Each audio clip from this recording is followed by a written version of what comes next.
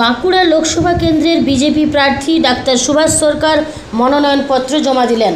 সঙ্গে ছিলেন বিশিষ্ট আইনজীবী কৌস্তব বাগচি, বাঁকুড়ার বিধায়ক নীলাদ্রি শেখর দানা, শালতোড়ার বিধায়ক চন্দনা বাউরি, জেলা বিজেপি সভাপতি সুনীল রুদ্র মণ্ডল সহ অন্যান্য বিজেপি নেতা ও কর্মীরা। বাঁকুড়া হিন্দু হাই স্কুল মাঠ থেকে অসংখ্য বিজেপি কর্মী সমর্থকদের নিয়ে মিছিল করে জেলা শাসকের দপ্তরে এসে পৌঁছান বিজেপি প্রার্থী সুভাষ সরকার। সেখানে উপস্থিত হয়ে তিনি মনোনয়নপত্র জমা দেন। মনোনয়নপত্র জমা দেওয়াকে ঘিরে জেলা শাসকের দপ্তর কড়া নিরাপত্তায় মুড়ে ফেলা হয়েছিল। মিছিল শুরুর আগে সাংবাদিকদের মুখোমুখি হন কৌস্তব বাগচি।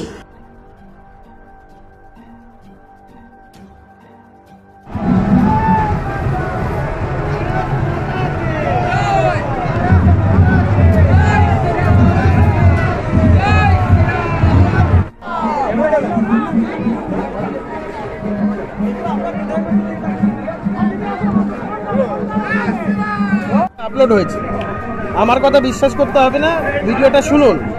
রাজ্য সরকারের যিনি আইনজীবী একজন চাকরি প্রার্থীর হয়েও কথা বলেছেন কিনা আপনারা ভিডিওতে শুনুন।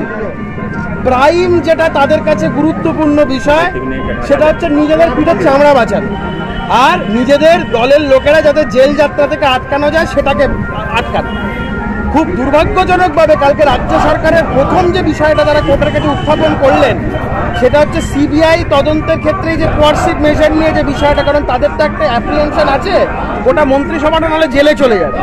ভাবুন, একদিকে মমতা বন্দ্যোপাধ্যায় যারা চাকরিজীবী তাদের হয়ে কথা বলছেন, যাদের চাকরি গেছে তাদের হয়ে কথা বলছেন মঞ্চে, সেখানে জুডিশিয়ারিকে গালাগাল দিচ্ছেন, কিন্তু কোর্টে রাজ্য সরকারের তরফে চাকরিজীবীদের কথা কেউ বলছেন না।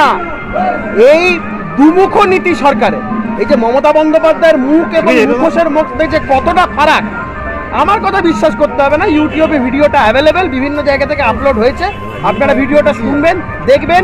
মানুষের কাছে চোর মমতার যে বারংবার করে আমরা বলি যে মুখ আর মুখোশের যে তফাৎ সেটা স্পষ্ট হয়। বিভিন্ন জায়গায় হচ্ছে। কালকে অর্জুন সিং এর নমিনেশনের সময় পুলিশ সেখানে বাধা দিয়েছে, তাকে যেতে দেবে না, নমিনেশন যেতে যাচ্ছে। বিভিন্ন জায়গায় হচ্ছে।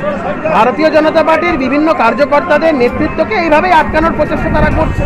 সফল হবেন না তারা।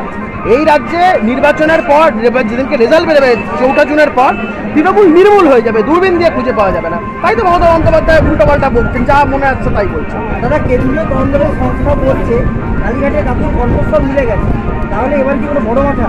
কালীঘাটের কাকু, কালীঘাটের পিসি, কালীঘাটের ভাইপো কেউ বাদ যাবে না। অপেক্ষা করুন, চোরেরা জেলেই থাকবে, চোরেরা রাস্তাঘাটে ঘুরবে না।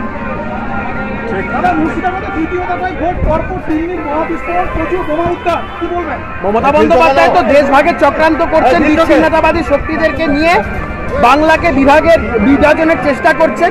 এখানে মমতা বন্দ্যোপাধ্যায় যাদেরকে দুধেল গাই বলে আখ্যা দিয়েছেন, সেই সমস্ত যেই মমতা বন্দ্যোপাধ্যায় মুসলিম ধর্মাবলম্বী মানুষদেরকে একটা বড় অংশকে মাথায় হাত বুলিয়ে এই সমস্ত দেশ বিরোধী চক্রান্তে তারা সামিল করতে চাইছেন এবং এই সমস্ত করে বাংলাকে ভাগ করার আবার একটা প্রচেষ্টা করছেন। কারণ